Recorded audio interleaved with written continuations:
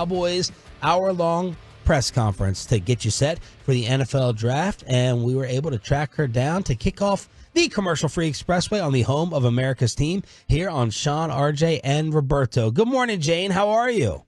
Good morning. What's going on? How was your cell phone yesterday during that press conference and afterwards? You know what? I think sometimes people are listening to it or they're watching it at home and they think it's like far more contentious than it is. It's not. All I was doing was asking a question I think not only I want to know, but that I constantly get asked from, fans or even my own family. And my family are all, Cowboys fans. And the question that I always get is, why does Jerry consistently overpay players? And it's a fair question, right? Because, we've seen them play hardball in the past with guys like, DeMarcus Lawrence and Ezekiel Elliott and Dak Prescott. And ultimately, they always end up giving them their contracts. And in a lot of cases, it feels like they overpay. And so, I think as a reporter, the only thing you can do is just ask the question instead of pontificate or speculate. And so that's what I did yesterday. And I think, I think a lot of people, the way they heard it or they watched it was like, oh, Jerry and Jane no, that's not Jerry. You guys know that. You guys do plenty of radio shows with Jerry. I mean, I think as long as you're always respectful, Jerry's always going to give you an answer. But I do think that maybe the tone would have sounded a little like irritated. I think he's just irritated with the situation himself that the Cowboys, I think, have gotten themselves in over the years. And I'm glad that he brought up the analogy of the credit card, because that has been an analogy that I've been given by multiple people inside the building. And I think for a lot of folks, they think, well, the Cowboys, they just see billion-dollar franchise and money. But Jerry in recent years, I think, hasn't really had the appetite to overspend on coaches or players for that matter.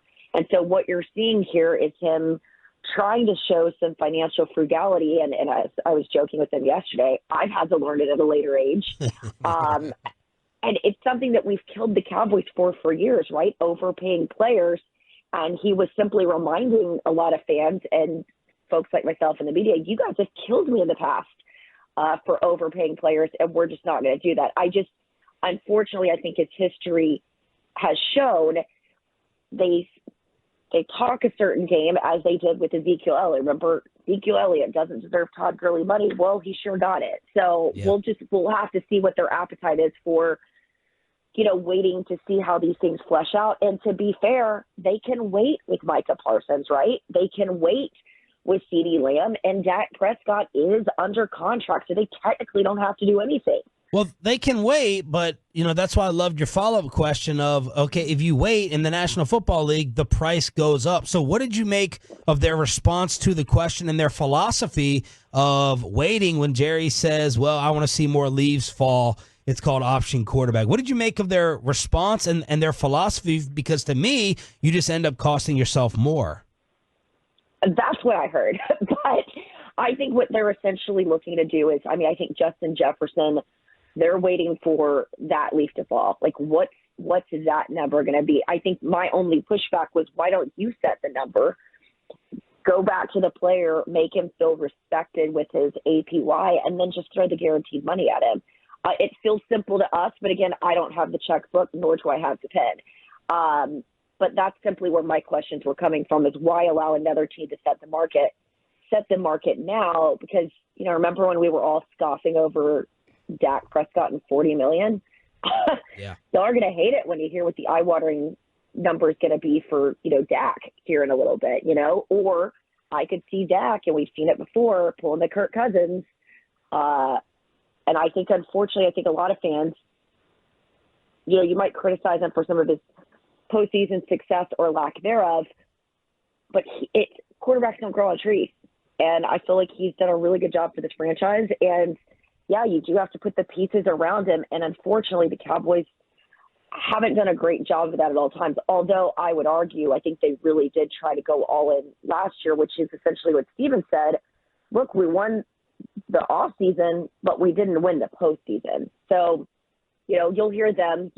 We've all done this long enough, guys. It's a 24/7, 365 job, and they're always trying to make deals. But, some of this is also the players. The players have to come to the table too. And I think a lot of them are looking to get paid, as all of us are, when our contracts are up. Jane Slater, NFL Network, joins us here, 105 through the Fan. Around the rest of the league, is this a common thing where teams just wait and just to, kind of push things down the road and not sign their guys as soon as they possibly can? Or the Cowboys kind of outliers? I mean, at least from my observation covering the league and a lot of these teams, they do feel like they play the waiting game more so than other teams. Now, with that being said, look at the Saints, right? When they had, that's another team I cover, Michael Thomas, they went and got him the highest paid wide receiver in the league, and he had the one good year. And so some of these contracts, when you've overpaid these guys because you are worried, it sometimes does burn teams. So I understand the waiting game sometimes, but it always feels like these contracts, and correct me if I'm wrong, guys, like I'm open to, feedback here, but it feels like they always wait till we get to training camp before we get these things done. Yeah, I mean, a lot of times that's been the case. Like with the, specifically they get offensive line deals done then. They got Diggs done around then, Zach Martin. Yeah, I mean, it's been a common thing for them. Yeah. Now, Jane, one of the things that I'm interested in is we've got clearly the idea of, the Cowboys on their side, and they're playing this waiting game and how they're approaching things like that. Do you have any sense that from Dak's side, is there any fatigue growing here? Like, would it just, when we start wondering about the future of a potential, divorce, do you think that any of those feelings reside on Dak's side as well of hey, I don't know how much I love doing this, game anymore over here? Look, here's what I will say about Dak, and I think Jerry hit on this yesterday, the respect that he has from the way he handles all of his business. You're not going to get a lot of leaks from Dak's camp, specifically not from Todd France. He doesn't really negotiate these deals the way I've seen some players in the past do it in the media, right? And as for Dak, I always appreciate that he does things the right way. I mean, he's not going to be – I'd be shocked if he was a camp holdout. He's not that guy. And what I appreciate about Dak is I think he's got enough confidence in himself that if it doesn't happen here, it'll happen somewhere else. this is a kid who grew up in Louisiana that dreams of being a Dallas Cowboy. It's been an improbable story of a guy drafted in the 4th round, who was behind Jamil Showers on the depth chart is always the fascinating thing to me. People forget that Jamil was higher on the depth chart, behind Kellen Moore, and then switched to defense, and then he was gone. And so that, Dak's made, a lot of money and had a lot of success here in Dallas. And of course, he just had a kid, and I know that he's ingrained in the city. But I do think all of us privately, within our own 4 walls, would probably get frustrated that, look, I've never been an issue for you. I do things the right way. I mean, you've seen that guy walk in the room and represent the Cowboys. You couldn't want more from a quarterback, in my opinion, looking from the outside and looking at some of these other franchises. But I do believe that he has enough moxie and confidence in himself that he sees what Kirk Cousins did. And that's why I tell, people, you guys can, it's kind of like with Romo, you bash them and then you kind of miss them when they're gone. But crazier things can happen, right? We didn't think when we were heading into Romo's final season, we never thought that was going to be Romo's final season. And we certainly never thought when they picked Dak that we would be here, almost 9 years later talking about this contract this way. So, I mean, look, crazy things can happen. Trey Lance could develop into that guy. I don't know. But sitting here right now, Dak feels like a really good option for you.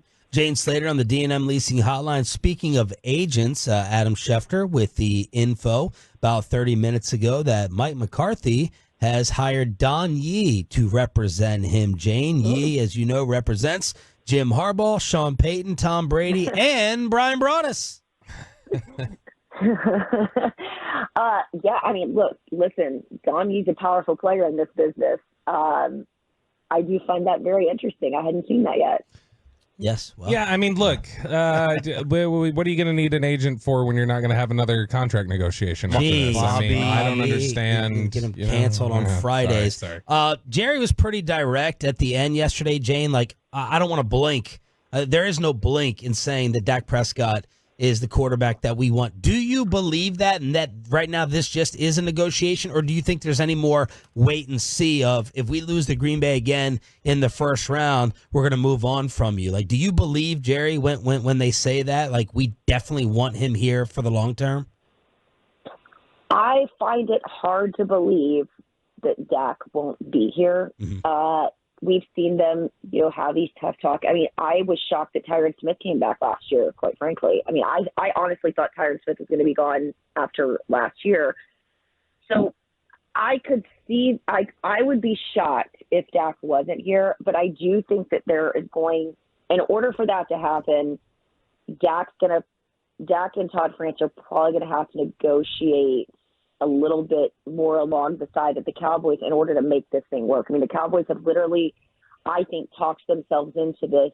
We're not overspending. We physically can't anymore. Mm-hmm. And it just, unfortunately, it's coming at a time when you've got these three, players that you'd like to pay, but they're literally putting their foot down. And this is not just speak up on the podium. I've heard this from multiple people inside the building. Like, they have maxed out credit cards, and they are truly trying to start paying some of them off.